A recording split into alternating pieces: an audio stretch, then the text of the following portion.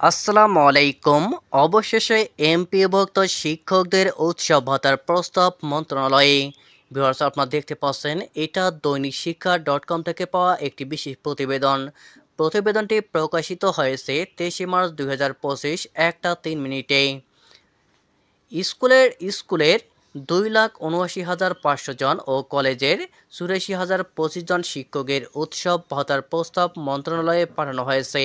এ নিয়ে থাকবে আজকের বিস্তারিত আলোচনা। চলুন ভিউয়ার্স, আমরা কথা না বাড়িয়ে বিস্তারিত দেখে আসি।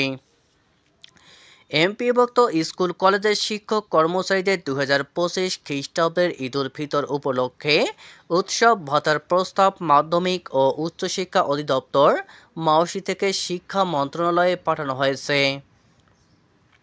রোববার 23 মার্চ শিক্ষা মন্ত্রণালয়ের একাধিক সূত্র দৈনিক শিক্ষা .comকে এই তথ্য নিশ্চিত করেছে।